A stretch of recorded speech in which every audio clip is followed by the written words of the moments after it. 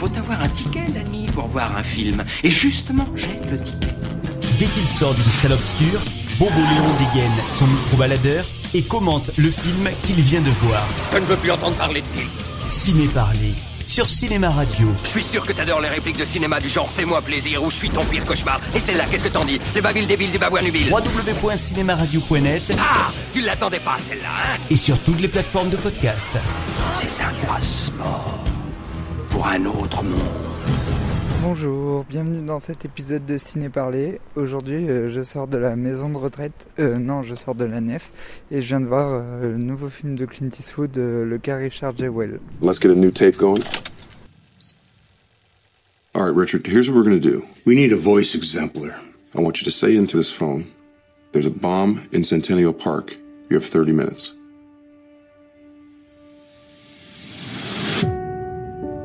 Richard, you're a national hero now. Thank you, sir. But I was just doing my job. Move away from the tower! You always look at the guy who found the bomb just like you always look at the guy who found the body. Joel fits the profile of the lone bomber. A frustrated white man who is a police wannabe who seeks to become a hero. We're running it. You're a suspect. You don't talk.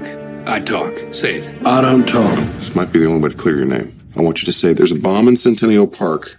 You have 30 minutes. Stop trying to be their best friend. I was raised to respect authority. Authorities are looking to eat you alive. There's a bomb in Centennial Park. You have 30 minutes. I'm sorry, what? His accusers are two of the most powerful forces in the world. The United States government and the media. Donc, comme dans ma petite blague que j'ai faite en introduction, Clint Eastwood n'a plus l'énergie de l'époque d'un monde parfait ou de Honky Tonk Man, pardon. Mais le cas Richard Jewell reste un film très très intéressant. En gros, c'est la suite d'American Sniper et de Sully.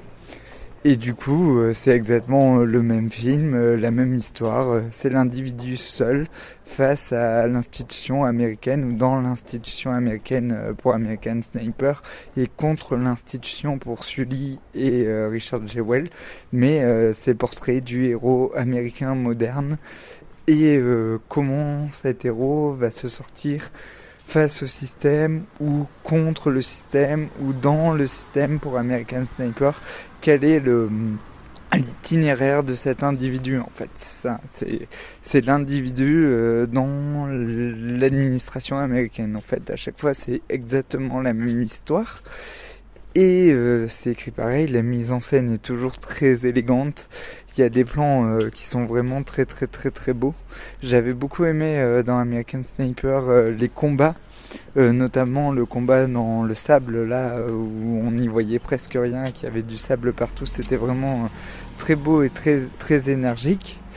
Celui j'avais beaucoup aimé aussi la réalisation et le côté moral pro assurance. Et là, le cas Richard Jewell est un film ultra ambigu. D'ailleurs, je vais aller m'empresser d'aller écouter l'émission Ciné Détente sur France Culture sur le sujet. Parce que, du coup, c'est l'histoire de l'attentat lors des Jeux Olympiques de 1996 à Atlanta. Il y a un vigile, du coup, Richard Jewell, qui arrive à déjouer cet attentat. Et du coup, en fait, la machine médiatique et le FBI vont le charger et vont dire que c'est lui qui est suspect, en fait, qui aurait fait l'attentat. Et du coup, c'est comment ce personnage va se battre contre la presse et contre le FBI. Alors, le FBI et la presse sont vraiment représentés comme des pouvoirs. Et comment l'individu peut faire face à ce pouvoir-là. Et en voyant le film, je me suis dit que Clint Eastwood devrait venir faire un film en France sur les gilets jaunes, par exemple en prenant une figure comme Jérôme Martinez ou Fly Rider, avec toute l'ambiguïté que ces figures peuvent représenter. En plus, ce serait rigolo s'il prenait Fly Rider, il y aurait plein de complots et tout ça. Du coup, ce serait vraiment chouette, ou que, par exemple, Clint Eastwood fasse la biographie de Juan Branco, par exemple. Voilà, comme ça, il pourrait parler d'Adopi, de Julian Assange. Enfin, je rêverais qu'un réalisateur français, ou que même quelqu'un qui ait la classe et l'historique de Clint Eastwood. Et ça me fait un peu mal au cul, en fait, de dire qu'un pro-Trump comme Clint Eastwood a la classe, mais en même temps, voilà quoi, il produit ses films loin des grands studios. Il y a un couple mixte dans le film. Enfin, c'est quand même assez. Voilà, il y a beaucoup de choses très excitantes dans ces films, quoi. Rien que le fait qu'ils produisent loin des grands studios, ça c'est assez fascinant, quoi. C'est tout le temps Malpaso Productions. Il y a Leonardo DiCaprio qui met un peu de sous, mais c'est vraiment indépendant et très modeste, et ça c'est vraiment intéressant. Après, il y a quelques longueurs dans le film juste avant la déposition finale de Richard Jewell face au FBI. Ça, j'ai un peu gêné. Et puis surtout, ce qu'il y a d'ambigu, c'est le personnage de Richard Jewell. C'est Javert, en fait. C'est la loi, il respecte l'État va le broyer. Et lui, il est tout le temps en admiration devant la police et devant le système d'État. Et ça, c'est vraiment très curieux.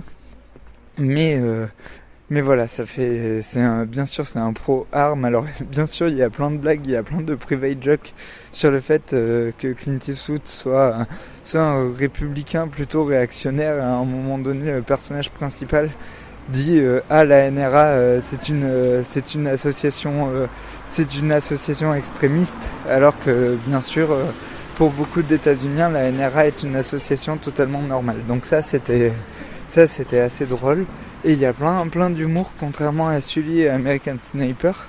Là il y a beaucoup d'humour, et bon, le film reste de fracture très très classique, mais néanmoins il est bien plus complexe qu'un autre film dossier qui est à l'écran en ce moment, qui est Dark Water. Et voilà, du coup c'est un peu c'est quand même intéressant d'aller le voir, parce que c'est vraiment bien fait, et puis c'est toujours très intéressant d'analyser l'ambiguïté de Clint Eastwood par rapport au sujet qu'il aborde. C'est très bien de critiquer le FBI, c'est très bien de critiquer la presse, mais en même temps faire l'éloge d'un mec qui dit la loi c'est la loi, voilà, c'est un peu étrange. Et puis quand on critique la presse, il y a toujours la peur qu'il y ait des propos complotistes derrière.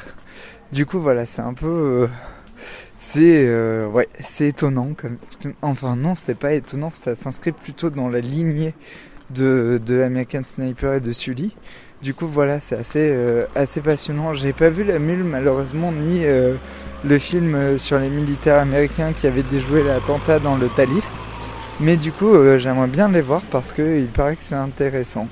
Voilà, j'espère que cette chronique vous a plu. Je pense que vous irez voir le cas Richard Jewell, parce que c'est un très bon film de fracture très classique certes, mais je vous le conseille. Et voilà, je vous dis à très bientôt pour une nouvelle chronique. Au revoir. Il faut avoir un ticket, Danny, pour voir un film. Et justement, j'ai le ticket.